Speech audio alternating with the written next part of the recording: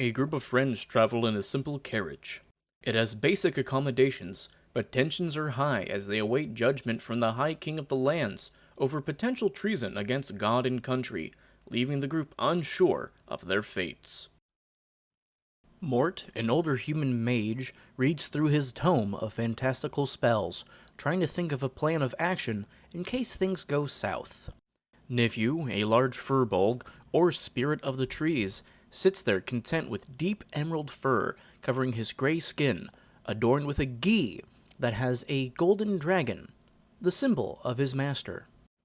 Hidden inside his gi is a tabaxi, otherwise known as a small humanoid cat named Bother. She is fiercely loyal to her friends, who are only second to her god. And last but not least, Koshjay, a kobold. A small, draconic individual who is romantically entwined with Bother is also an advisor to the local courts and awaits judgment, equal parts nervous and excited. A small tremor spreads through the carriage, and a shared glance of nervousness is brought throughout the group. A few minutes pass, and the tremor comes back again, but with greater intensity. Suddenly, the group is weightless as the carriage splits in half. The ground was torn asunder as the party falls and everything goes black. They wake up on the wreckage of the rear end of the carriage, certain it saved their lives. The area around them is dark, and Mort casts a spell to illuminate the area with dancing lights. A pale stone surrounds the group, with large mounds of dust kicked up and swirling in the rancid-smelling air. As the group moves through a corridor, they see several stone statues of figures running away. Mort's classical knowledge of history kicks in, and he thinks of the Medusa, the woman who can turn anyone to stone. Braced with a mirror, the group charges in the adjacent room, only greeted with a bull made of stone. Still uncertain, Koshjay the rogue picks up loose stones and hurls them at the bull until he hits its nose. It magically animates before them and charges. This was the event that transpired several weeks ago with the group I run on Saturdays. Ever since I was 14 years old, I ran Dungeons & Dragons games every Saturday, going on 7 years now without fail.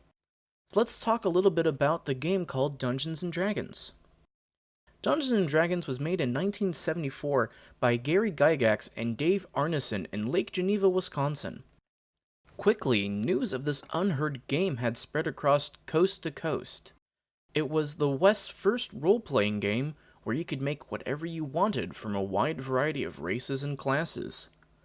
Mind you that this was during the 70s where there was no internet and everything was sent via mail and letter, so this was no small feat by any measure to reach out all the way to California from Lake Geneva. Dungeons & Dragons is currently on its 5th iteration, otherwise known as D&D 5e. And it is so successful that 5e has outsold all previous editions combined.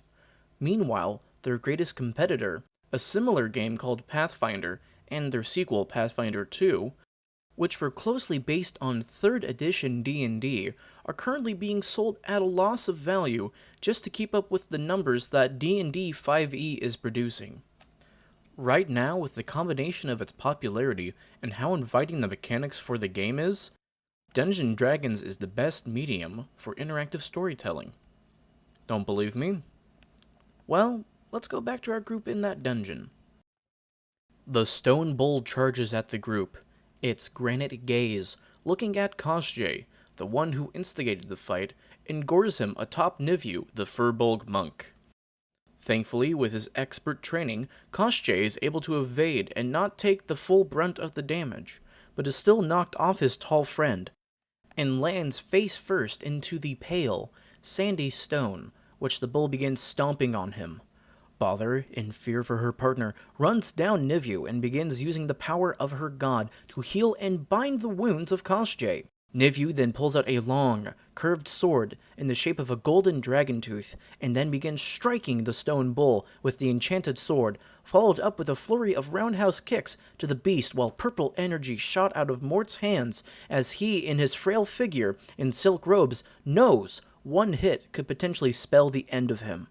During this combat, green gas begins to seep out of the bull's nostrils. With a flare, the gas covers everyone, save Mort, the mage. Fortunately for Nivu and Bother, they were able to resist the beast's gaseous attack. Unfortunately, Kosjay, he begins to slow and his feet turn to stone, as his figure slowly is turning into a statue.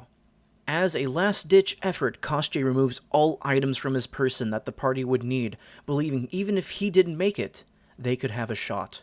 Resisting the effects just enough, he decides to take a heroic pose with his sword raised in the air, and with a wink to Bother, he tells Mort, "Take care of her," before turning to stone. Shortly after, the group slew the beast, and it fell. But at what cost? For their friend, Kosjay. So, what just happened? The group fights, and a friend is as good as dead?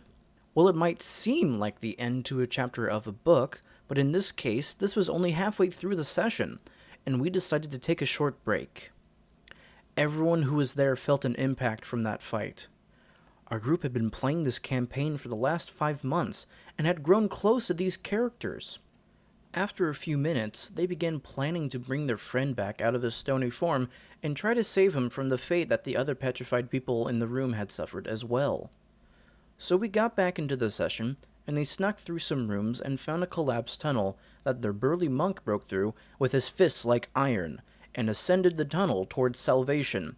And after some travel, they found someone who knew spells that were strong enough to reverse the effects of petrification. But now they owe this powerful entity a favor. Not to forget, they still have to visit the high courts and be scrutinized under the king of all lands, who is slipping into madness with his old age. Some would say they were out of the frying pan and into the fire. What happened here was the group had been given a premise, and went through that scenario, creating something I had no control over. But I could interact with their decisions and help build their group's story. This is why my group plays D&D, and I think you should too.